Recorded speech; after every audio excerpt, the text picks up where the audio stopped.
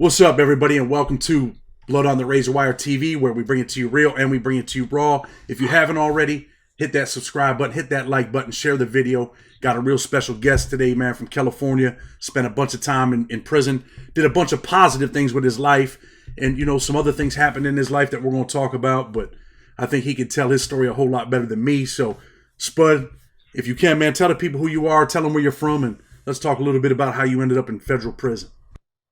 Yeah, my name is Clifford Spud Johnson from Inglewood, California. And I'm a first-time nonviolent offender. I got arrested in Oklahoma City in 1999 and was sentenced to 17 and a half years, 210 months. I ended up serving 15 years, 11 months in federal prison and been released in 2015. Been home 7 years now doing my thing. That's what's up. So you ended up going to prison for a nonviolent drug offense? Yes, a conspiracy to distribute 16.5 kilos of crack. 16.5 kilos of crack. That's a lot of crack, man. They didn't have nothing. We're gonna get into that. We're gonna get into that in a minute. You know, I was in a similar situation, brother. I got sentenced to 40 years. You know how that relevant conduct thing works. They had 50 grams of crack and ended up charging me with 3 kilos of crack, and I ended up getting sentenced to 40 years. But we'll talk about that in a minute. So how old were you when you were arrested? 30. 30 years old. What was your first prison? El Reno. Tell the people what El Reno was like back then when you first went into El Reno. I know it was a little wild too, I think, back then, right?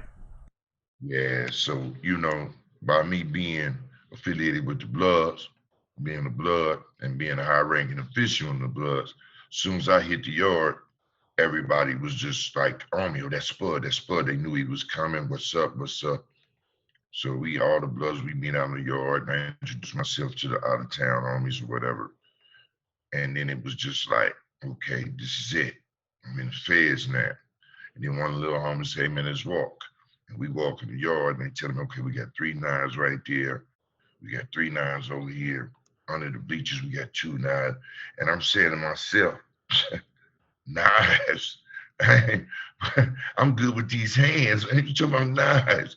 I'm like, oh my God, here we go. And and by me catching my case in Oklahoma City, El Reno, Oklahoma is like 45 minutes away. So I'm relatively close to my girl. Got these 2 little kids I done left her with. So I'm like, okay, I can see them on the regular and just do my time. I'm not really knowing how the feds is really set up.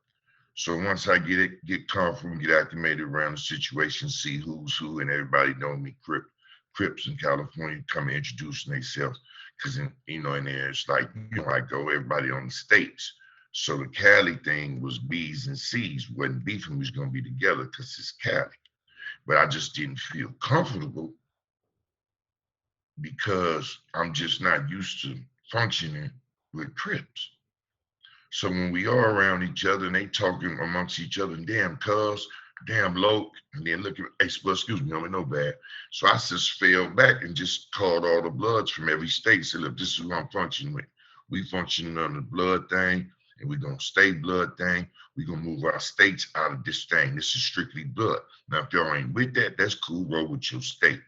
But other than that, this is how we gonna get down. Now here I am setting this all up. I ain't been in the federal system a month yet, you know what I mean? But I just had to make sure I'm comfortable. Because I'm like, I'm not never knowing when these dudes might switch up, or somebody might write a letter telling them something I did to them back in my heyday. So as time progressing on the yard, everything is cool. I'm looking at how everybody moving and watching a few little violent acts go down, and I'm making sure. But like I said, I was just basically telling the homies that if y'all gambling, make sure y'all be able to handle y'all business and pay y'all tabs. Because y'all run up a tab, we got to take care of it. We running your ass up top. So once everything gets situated, everything's cool. Dudes got to run in their mouth. I knew it was going to happen sooner or later. Somebody going to try me. They got to see if they can. So little dude bumped me on the yard. Excuse me, and kept on pushing. So I go to lunch. I come out of lunch. I'm walking down and see the same dude. He bumped me. When I look, I said, "You want that, homie? You can get it." "What you saying?" I said, "If you want it, you can get it." Oh, you ain't saying nothing. Let's go back. Okay, so we go in a blind spot. We do our thing. I punish him something vicious. And I really went extra so motherfuckers going, no, don't even think about it. Man, we got away. Didn't nobody see nothing, just us. Somehow, you know, the magical notes get dropped to the lieutenant. They calling me to the lieutenant office. Now they take me to the hole. I ain't been there 3 months. They say, oh, no, we don't want you here. We got to ship you. Ship me? What did you mean? Yeah, you got to go. The dude put a separate T on me, so I can't go back to the yard. He go to the yard and ship me to Oakdale, Louisiana. So now I done went from I'm under an hour away from my family to like 6 hours away from my family. So now I'm mad as a motherfucker at this spot. So I come in this spot and I just come in there going hard out the gate.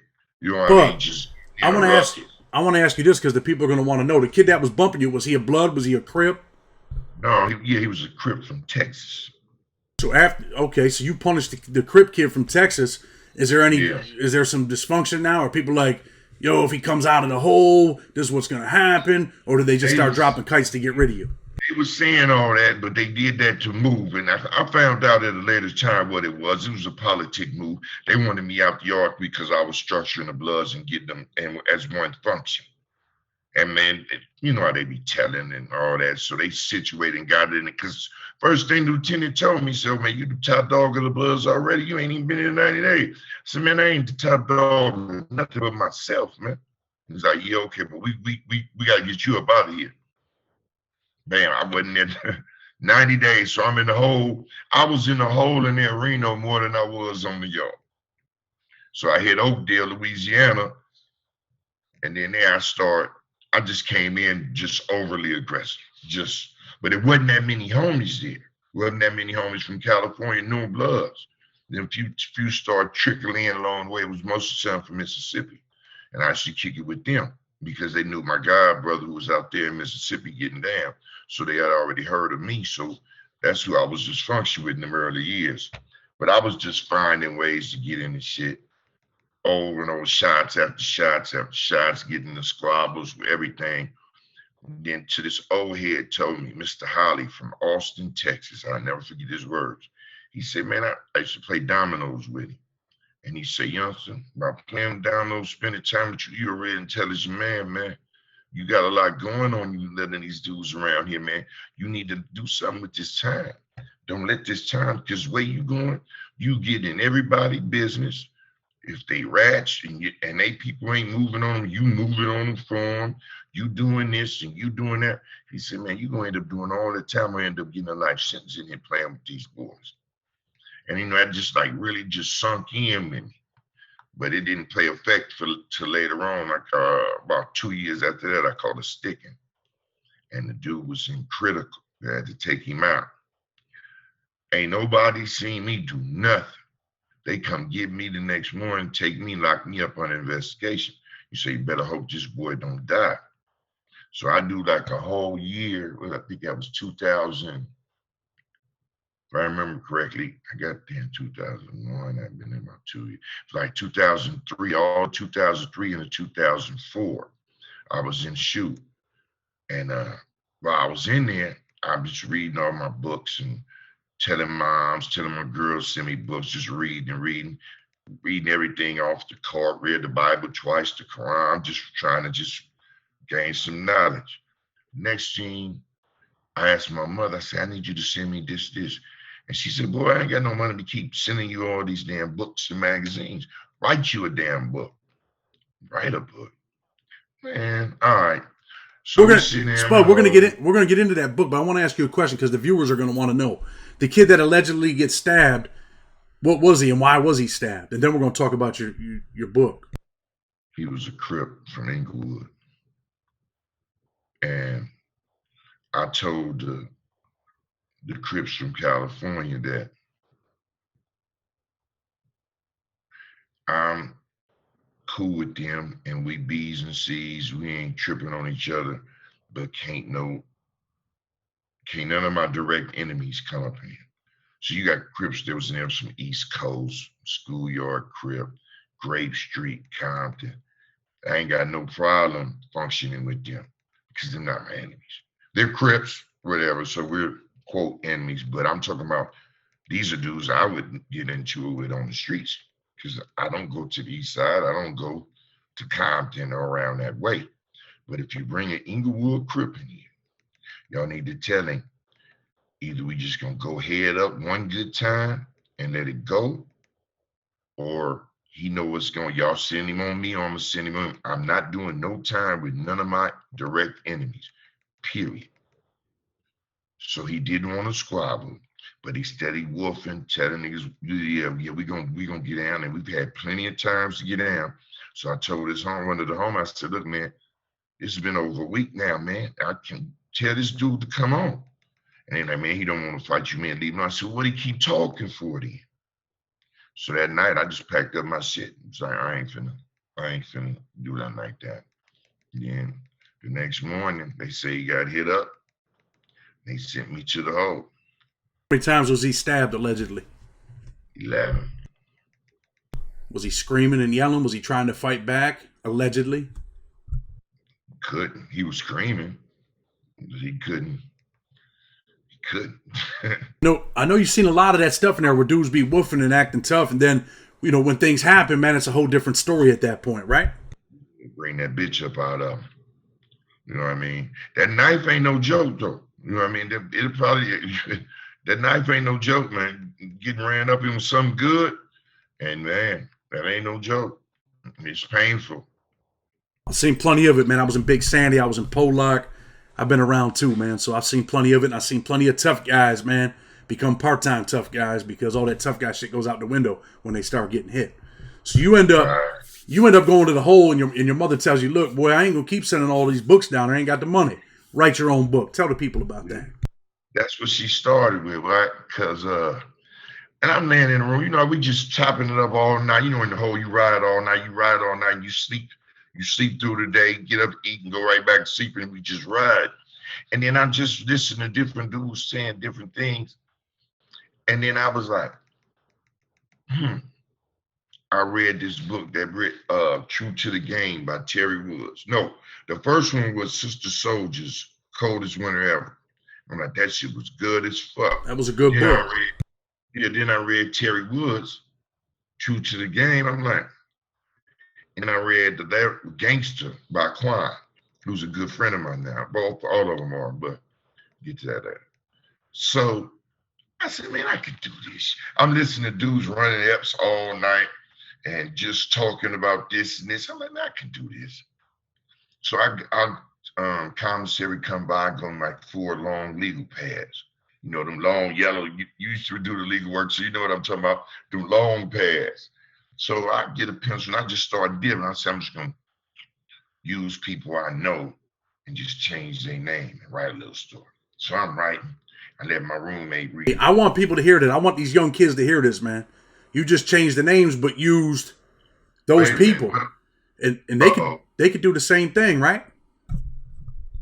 Oh man, I did something. There you go. What'd you say now? I said I want kids to hear that, what you just said, because they could take their lives and write a book. Just change the name of the characters, man, and write about your life. Exactly. And that's what I was doing, basically putting a lot of the stuff that I did. Like I tell my readers now, I write about fact-based fiction. Either I done it, saw it, or heard it. You know what I mean? And I've just been blessed with a talent to spin it with a story.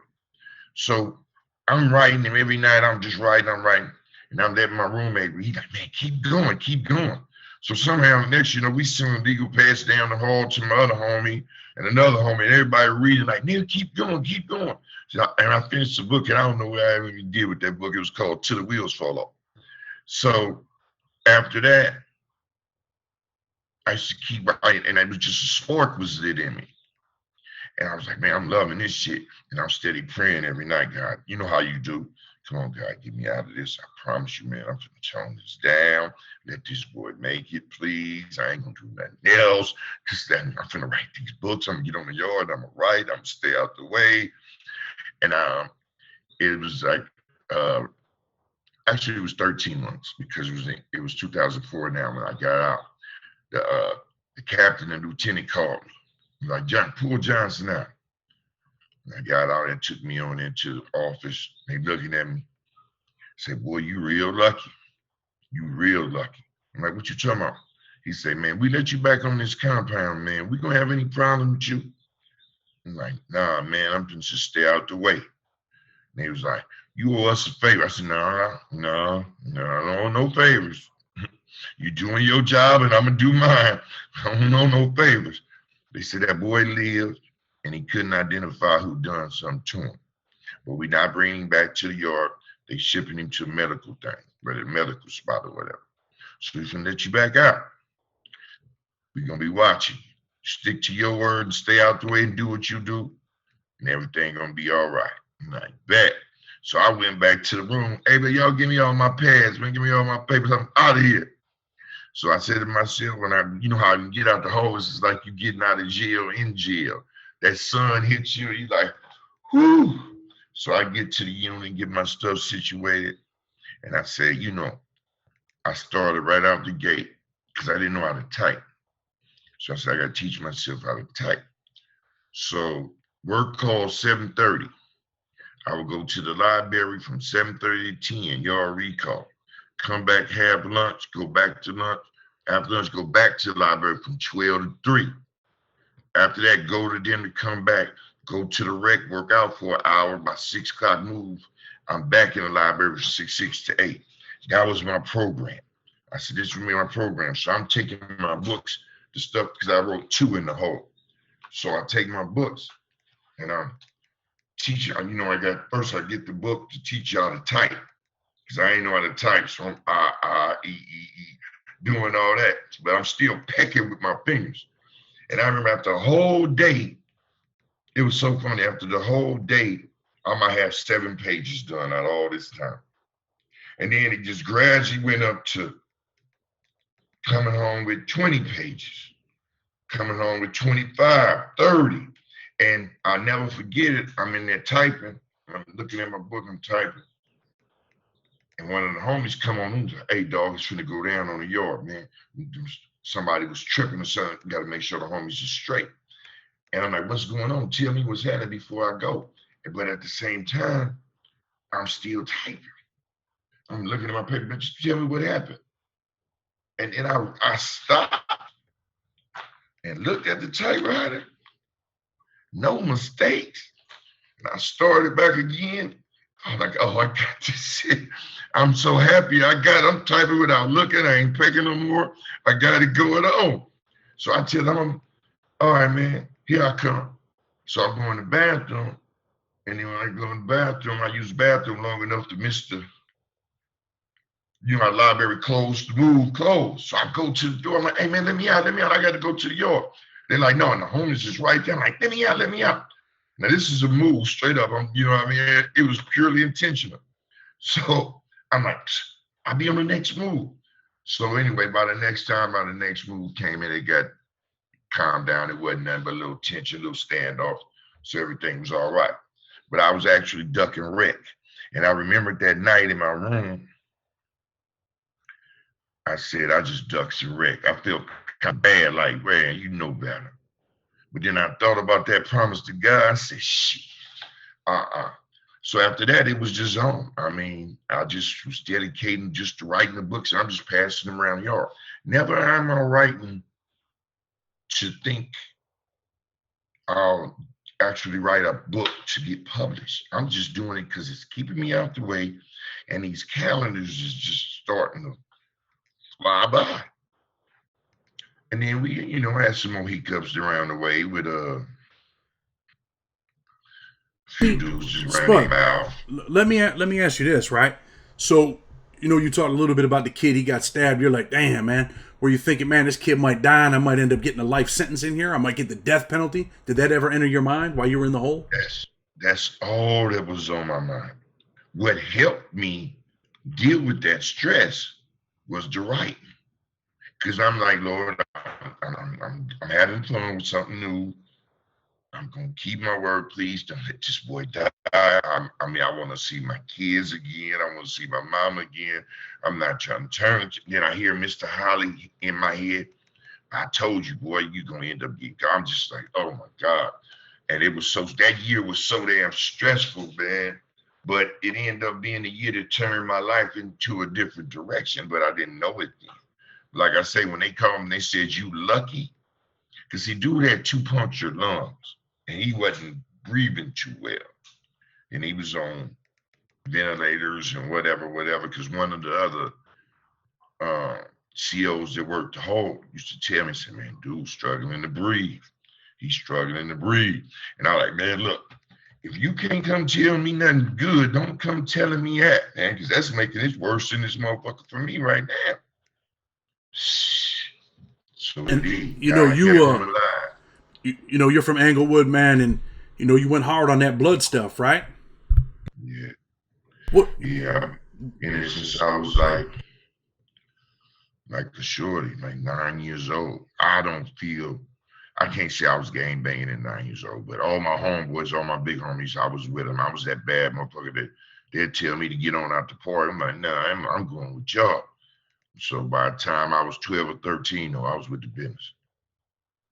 I mean, definitely dangerous back then, right? I mean, a lot of people used to see the stuff on TV, the drive-bys, and you know, I'm from New York. I used to see that stuff and be like, "Oh man, them dudes," and I used to think, man, like, man, I want to be like them dudes, right? Like, and for real, man, I was an idiot.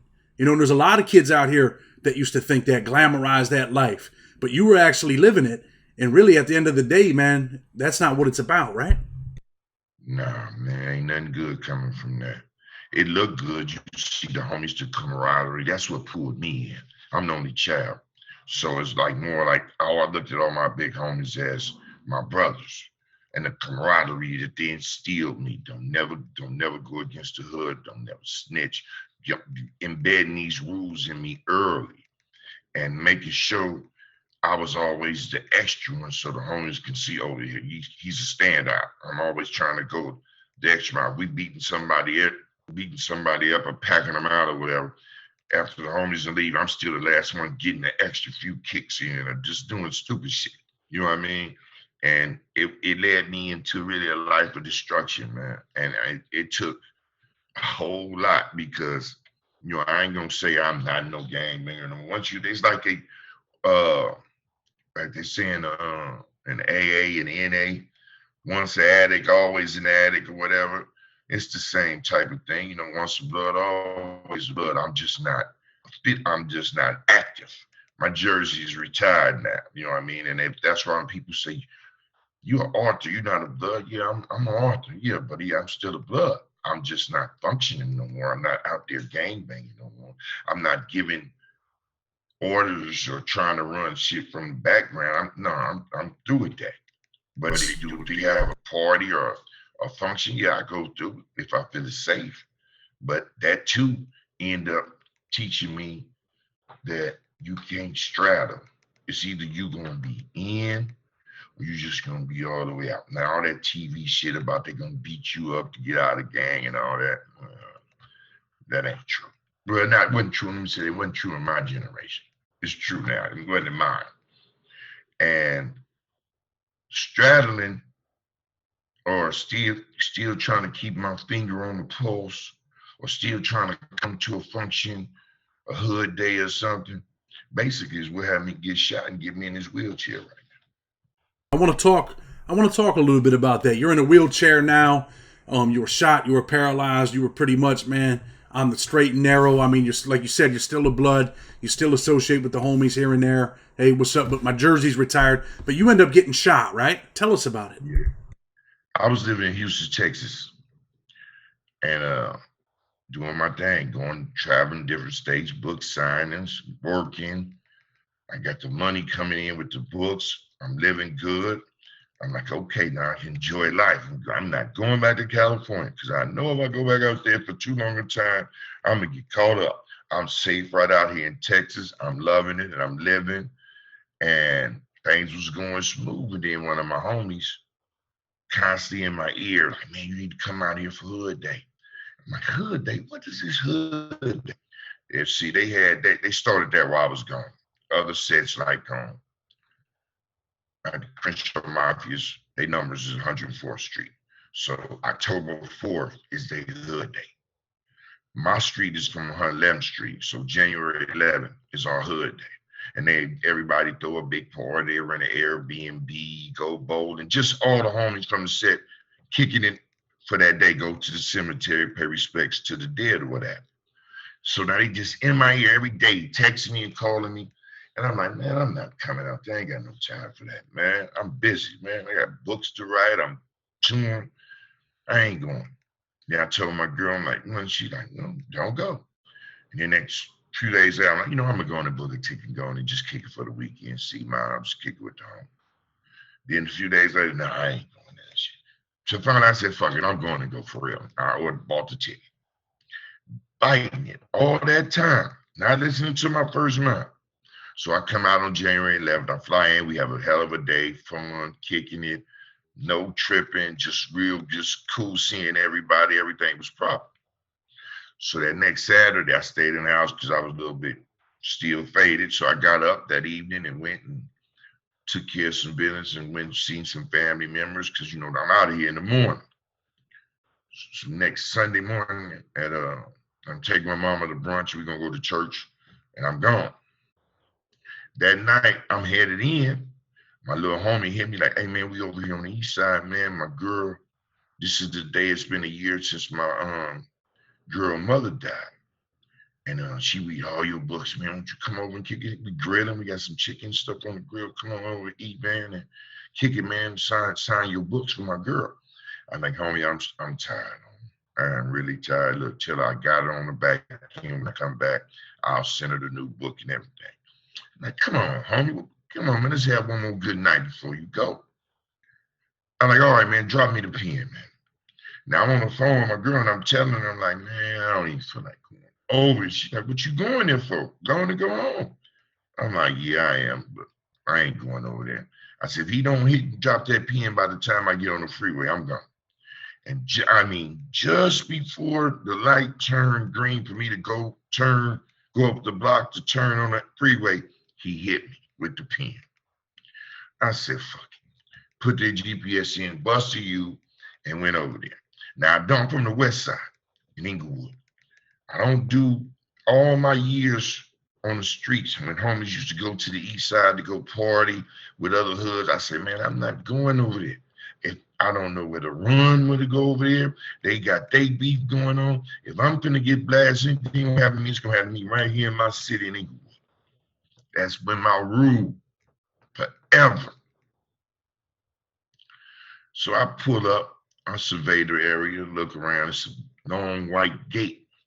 So I'm like, okay, I feel comfortable. But the gate goes straight down, but on across the street with it's San Pedro, it ain't no gate. But I don't look that way to pay attention when I come in. But if I do, and I seen that it's clear, I would have made sure that I was a little bit away from that area for any line of fire. All this go through my mind real quick. So we sit out there talking. I sign my homegirl girl books. She make me a plate. We kicking. I'm there about maybe 20 minutes. Next, cuz, and I feel a pinch, and I fall. As soon as I hit the ground, I try to get up, and my legs ain't moving. So I lay back down, and my homegirl, she come drag me while my other homies run out and doing whatever they doing.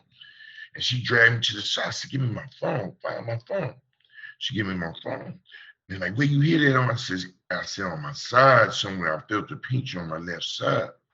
And she was like, get up, get up. I said, I can't get up, man. I don't feel my legs. Take me to the hospital. I'm paralyzed.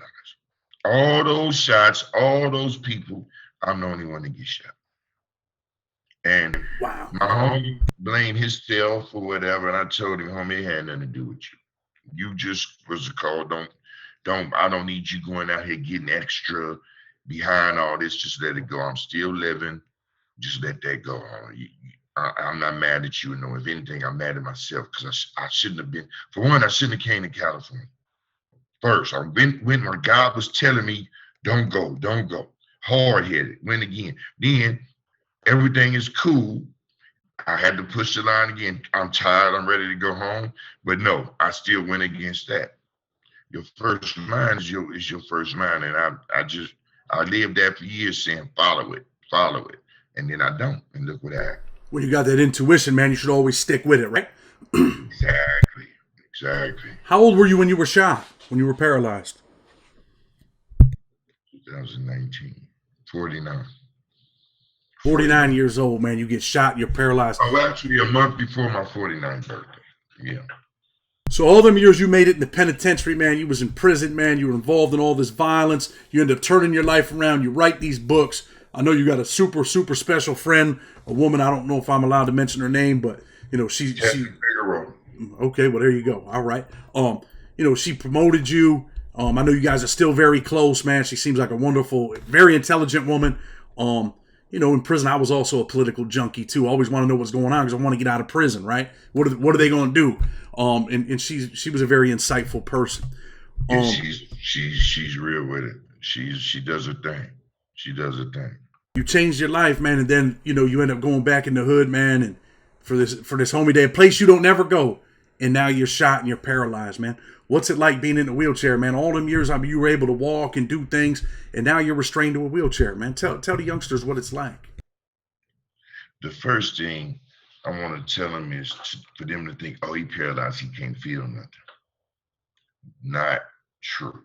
I have pains constantly, daily, throughout the day, because your nerves, when your when you have a spinal cord injury, it's the spine is comprised of a bunch of nerve patches, just circles.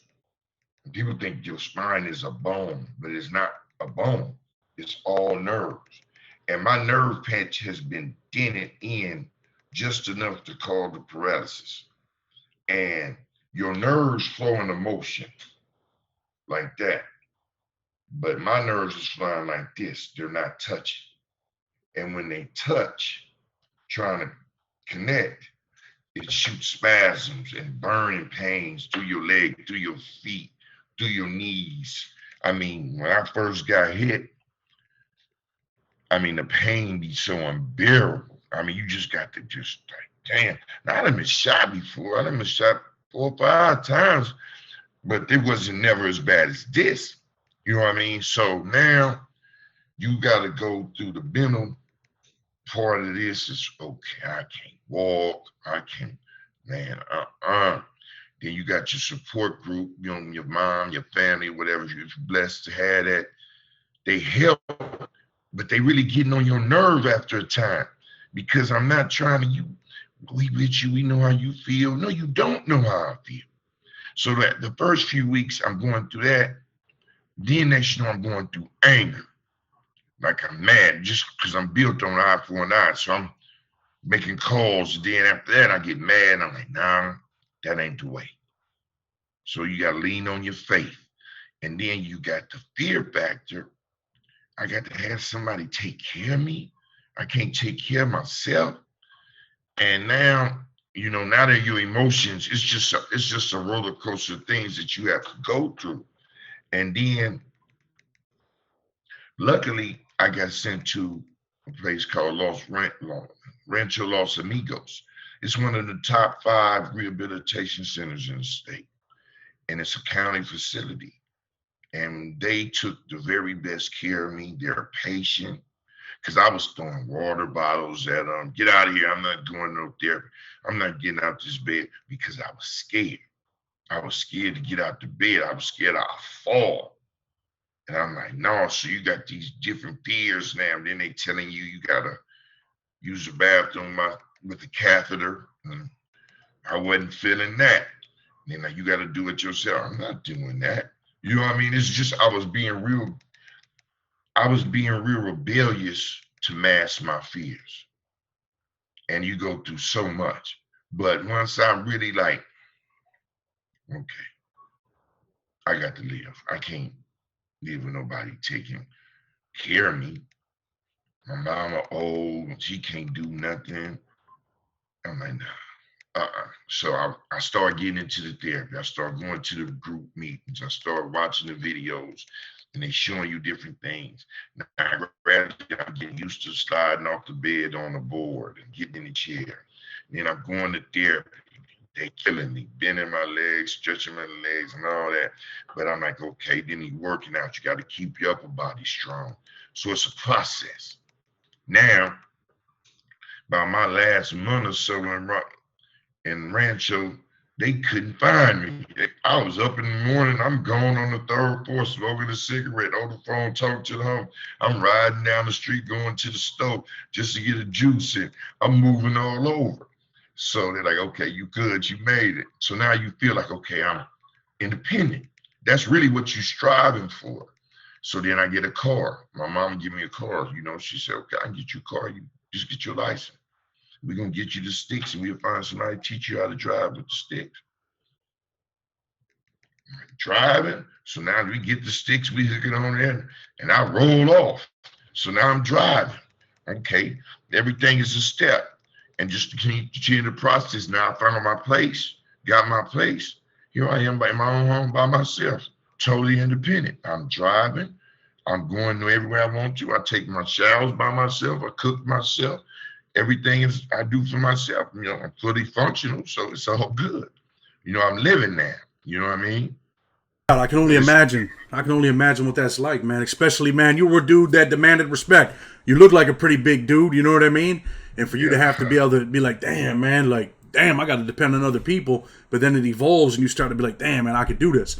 But really, man, the moral of the story is, there's a lot of youngsters out there. I know you've seen plenty of your friends killed, probably other people paralyzed. So anyway, the moral of the story really is that, these young kids, man, they don't want to be in that position where they end up shot, where they have to use sticks to drive cars, man. Because I'm sure you've seen plenty of your homeboys, man, shot. I'm sure you've seen, a lot of people lose their lives, man. And, the end story is you don't want to live that life. You don't want to be in that position, man. And, you were at the top, man. You're selling books. You're on book tours. You're doing great things with your life. And you just happen to go in the hood, man, and look what happened to you. But I'm glad that now you're like, man, I'm independent. I can do it. But, man, it's sad to have to see you in that position, man. You know what I mean? to even have to go through it is just, I've learned throughout this journey to accept responsibilities for what I do. You know, that's what a man's supposed to do. And the amount of death that I've had to see and go through as far as all my friends is just ridiculous. You know what I mean? It ain't worth it. There's no reason to even the fun of just don't matter. It's just I speak to kids now. I go to Seattle detention centers and I speak to kids and tell them my story, and you could just see they jaw just drop and listening to me. They all at this. Yeah, I when I go to these schools, and there's one school in particular in Oklahoma City, Douglas High. I was talking to the kids, and I can tell how they jaws just drop, listening, like they just can't imagine the stuff that I'm telling them. And the teachers told me that you can be as blunt as you want. Let them know something. I look, man, I've seen killings, I've seen stabbing. I had homies in my hand with half their brain coming out in the head into my hand. So I'm trying to hold it in. I've seen too much death, and this death is real. And you're born with common sense. No matter what your family dynamic is, you know what's right and what's wrong. And getting into the streets in any form is wrong. Period. Ain't no ifs, ands, buts about it. And I have a little spiel I have for the girls, and I have a little spiel what I tell the boys. And at the end of it, I say, man, when I was in the streets doing my thing and going to funerals and seeing somebody, one of my homies laying there who was my homie, but really wasn't just like that. You know what I mean? Really out here doing some, mayhem. He was just a homie. And here he is. And I'm looking at his parents crying and screaming and hollering. And I'm always looking, and I always say to myself, God, why is this boy, why you take this boy and not me? Why am I still here? Because this dude wasn't doing none of the stuff I'm doing. So this was my question. This is what I'm telling the kids. And then I tell them at the end, I say, you know what?